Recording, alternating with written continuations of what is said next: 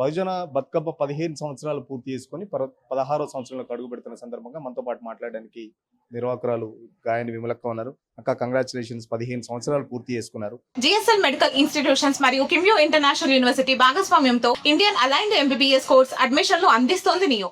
So 16వ సంవత్సరం ఎలాంటి theme తీసుకుంటున్నారు? దానికి సంబంధించి ఒక సన్నాహక సమావేశం కూడా పెట్టుకున్నారు. సో ఈ సంవత్సరం ఎలాంటి థీమ్ తీసుకుంటున్నారు? అంటే ఇది 15 సంవత్సరాలుగా ప్రారంభమై 16వ సంవత్సరంలోకి అడుగుపెట్టబోతుంది. మలిదశ తెలంగాణ ఉద్యమంలో రాష్ట్ర సాధన కోసం మొదలైనటువంటి బతుకమ్మను బహుజన బతుకమ్మగా ప్రజల మధ్యకు తీసుకొచ్చి ఇది ఈసారి 16 సంవత్సరాలలోకి అడుగు పెడుతున్న సందర్భంలో సమాలోచన సమావేశం ప్రతి సంవత్సరం కూడా ఒక నెల 15 రోజులు 2 నెలల ముందే మనతోటి ఉండేటువంటి మన మిత్రులు అంటే బహుజన బతుకమ్మలో దాదాపు ఒక 40-45 సంఘాలు భాగస్వామ్యమైనాయి. ఒక నిర్వహణ కమిటీ పేరుతోటి జరుపుతాం దీన్ని, బహుజన బతుకమ్మ నిర్వహణ కమిటీ. అందుకని వాళ్ళందరినీ కూడా మళ్ళీ పిలిచి ఒక సమాలోచన చేస్తాం. ఏం తీసుకుంటే బాగుంటుంది ఈ సంవత్సరం. మనం ఒక్కరం కాదు కదా, ఒక సమిష్టి కృషితోటి సాగేటువంటి దానిగా ఈ సంఘాన్ని, ఇది కేవలం ఉత్సవమే కాదు ఉద్యమం అంటూ చాటి చెబుతూ ముందుకు సాగుతున్నటువంటిదే బహుజన బతుకమ్మ. ఈసారి ఏ థీమ్ తీసుకుంటున్నారు? ఏమన్నా అనుకున్నారా? థీమ్ ఏంటంటే కేంద్ర రాష్ట్ర ప్రభుత్వాలకు వ్యతిరేకంగా జరుగుతున్న నిర్ణయాల పట్లనా ఏంటో, సో ఎలాంటి నిర్ణయాలు తీసుకోబోతున్నారు? ఈ దేశంలో యువత వాళ్ళ భవిష్యత్తు ప్రధానంగా, అంతేకాకుండా ఈ దేశం అంటే మట్టి కాదు మనుషులోయి అనేటువంటి ఒక మహాకవి చెప్పినట్టుగా, దేశం అంటే మనుషులతో పాటు మట్టి కూడా కలిసి ఉండి ఈ నేలను నమ్ముకొని బతుకుతున్నటువంటి రైతు, అడవులను నమ్ముకొని బతుకుతున్నటువంటి ఆదివాసీలు, అట్లనే యువత అంతా కూడా ఇవాళ పెద్ద సవాల్గా మన ముందు ఒక పెద్ద ప్రశ్నల్ని సంధించింది జంజీ తరం అంతా కూడా. అందుకని ఇవన్నిటిని క్రోడీకరిస్తూ ఈ ఆలోచనల్ని పంచుకుని అందరి ప్రతిపాదనల్ని ఒక చోటికి చేర్చి మళ్ళీ కూర్చొని దాని నుంచి దేని మీద తీసుకుంటే బాగుంటుంది అనేటువంటి విషయాన్ని ఆలోచిస్తాము. కాబట్టి ఇవాళ అందరి సలహాలు, సూచనలు, ప్రతిపాదనలు తీసుకోవడానికే పెట్టినటువంటి సమాలోచన సమావేశం. బతుకమ్మ అంటే జనరల్గా ఆడబిడ్డల పండుగ. ఆడబిడ్డలందరూ ఒక చోటికి చేరుతారు, కలిసి ఆడుకుంటారు, ఇస్తినమ్మ వాయనం, పుచ్చుకుంటినమ్మ వాయనం అనుకుంటారు, వెళ్ళిపోతారు అనేటువంటిదే అంతవరకే పరిమితమైనటువంటి పండుగగా చూస్తారు కొంతమంది. కానీ అది కాదు, ఆడబిడ్డల పండుగనే, అందరూ కలిసి ఆడుకునేటువంటి పండుగనే, పుట్టిల్లు క్షేమంగా ఉండాలని కోరుకునేటువంటి పండుగనే. కానీ బతుకమ్మ అంటే వనరులతోటి ముడిపడినటువంటి పండుగ. బతుకమ్మ అంటే ఇది ఒక పంటల పండుగ. బతుకమ్మ అంటే ఈ దేశం నాది, ఈ దేశ భవిష్యత్తు నాది అని చాటి చెప్పేటువంటి పండుగ.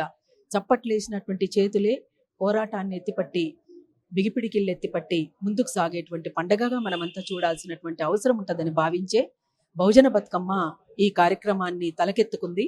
అందుకనే ఇవాళ వనరుల సంరక్షణ, ఇవాళ మనం చూస్తున్నాం ఎల్నినో ప్రభావంతో ఎంత సీరియస్గా ముందుకొచ్చిందో. పడితే వర్షాలు పడుతున్నాయి, లేకపోతే ఎండలు కొడుతున్నాయి, అనారోగ్యాల పాలవుతున్నారు, చచ్చిపోతున్నారు. అసలు రేపటి తరానికి ఏం మిగులుతుంది అనేటువంటి ఒక పెద్ద ప్రశ్న ఇప్పుడు మన ముందున్నటువంటిది. ఎల్నినో ప్రభావం ఈ రకంగా ఉండడానికి గల కారణాలు ఏంటి? ఇవన్నీ కూడా మన ముందున్నటువంటి ప్రశ్నలు. అందుకని ఈ ప్రశ్నలకు సమాధానం అనేటువంటిది ఖచ్చితంగా రావాలి. అది పాలకుల దగ్గర ఉండాలి, ప్రజల దగ్గర కూడా ఉండాలి. పాలకులది ప్రధాన బాధ్యత దీనికి సంబంధించినటువంటి అంశంలో. అందుకని ఇవన్నిటినీ ఇక్కడ చర్చించుకోవడానికే ఈరోజు జరుగుతున్నటువంటి సమాలోచన సమావేశం. వైపు మీరేమో ప్రకృతి పండుగ అని చెప్తున్నారు, మరోవైపు ప్రకృతి విధ్వంసం జరుగుతుంది, చెట్ల నరకవేత కానీ లేకపోతే ఖనిజాల కోసం అడవుల నరకవేతకు సంబంధించి కూడా. సో ఎట్లా చూస్తున్నారు దాన్ని? అందుకనే వాస్తవంగా ఇది ప్రకృతిని కాపాడుకునేటువంటి పండుగ, పర్యావరణ విధ్వంసం కాకుండా ఉండేటువంటి పండుగ. అది విచిత్రం ఏమిటంటే, ఒకవైపున బతుకమ్మ జరుపుకోవాలి మన ఆడబిడ్డలు అని ప్రభుత్వాలు ప్రకటిస్తూనే, అదే అని నేను అంటలేను, ఏ ప్రభుత్వాలైనా ఏ పాలకులైనా అనుకుంటూనే ఇంకొక వైపున చెట్లను నరికేస్తున్నారు, ఇంకొక వైపున అడవుల విధ్వంసం అవుతుంది, గుట్టల విధ్వంసం అవుతుంది, చెరువులు కుంటలన్నీ కూడా మాయమైపోతున్నాయి, రియల్టర్ల చేతుల్లోకి వెళ్ళిపోతున్నాయి. అంటే ఇవి మొత్తం నగరీకరణ చెందుతోంది.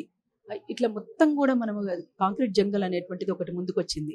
ఇవన్నిటిని ఒక్కసారి మనం గమనిస్తే నిజంగా ఈ పండగకు ఆనందంగా జరుపుకోవడానికి, ఆడబిడ్డలు సంతోషంగా ఉండడానికి నిజంగా అట్లాంటి పరిస్థితులు ఉన్నాయా?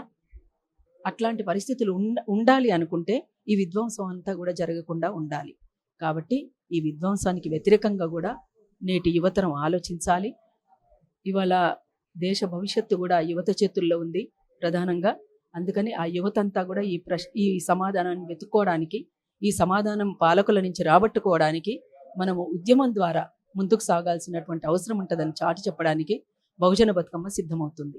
మీరేమో ప్రశ్నించాలంటున్నారు, ప్రశ్నిస్తేనేమో ప్రభుత్వాలు పక్క దేశం వాళ్ళు లేకపోతే పక్క దేశం నుంచి వెళ్ళి ఫండ్స్ వస్తున్నాయి అని చెప్పేసి ఇట్లా రకరకాలుగా మొన్న ఏదైతే ఢిల్లీలో జరిగిన జంజీ ఉద్యమం సంబంధించి కూడా చాలా వరకు ఆ యువత పక్క దేశం నుంచి వాళ్ళు చెప్పినట్టు వింటున్నారు, ఈ దేశం మీద వాళ్ళకి ప్రేమ లేదు అని చెప్పేసి కూడా చెప్తున్న పరిస్థితి. నిజంగా మరి ఇప్పుడు మొన్న పాల్గొనే యువతకు ఈ దేశం మీద ప్రేమ లేదా, ఏం చెప్తారు?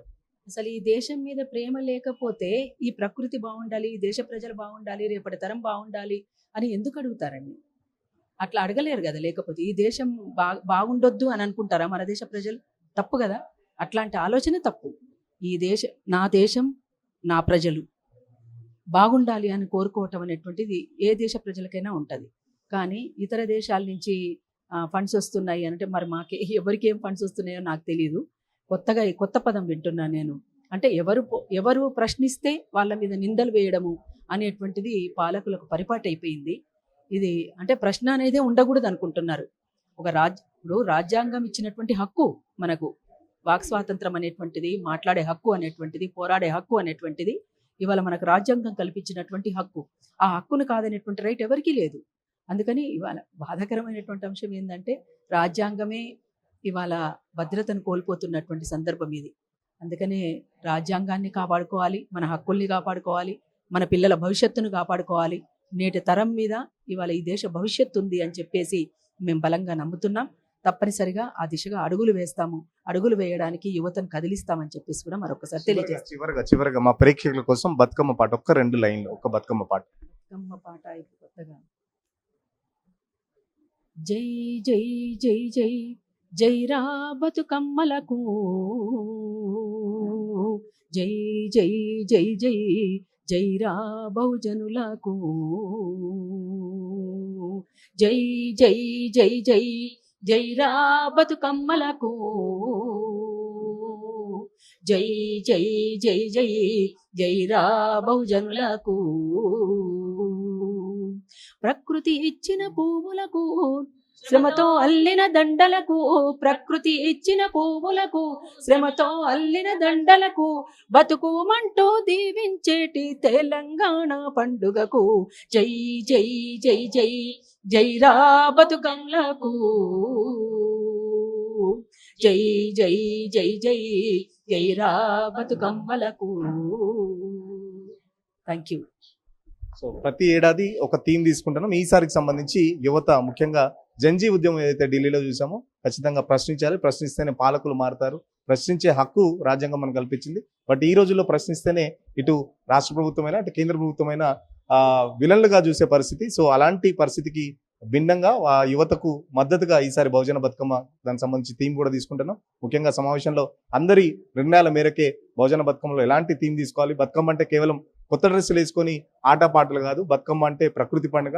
సో పక్కన ప్రకృతి విధ్వంసం జరుగుతుంటే మరో పక్కన ప్రకృతి పండుగ చేసుకోవడం ఎంతవరకు కరెక్ట్? సో ఇట్లాంటి అన్నిటి అంశాల మీద ఖచ్చితంగా ప్రజల్ని చైతన్యం చేసేదే బహుజన బతుకమ్మ అని చెప్పేసి విమలక్క చెప్తున్న పరిస్థితి. విడజన్ డిస్ట్రిక్ట్ గజపతో సురేష్, RTV కోసం, హైదరాబాద్.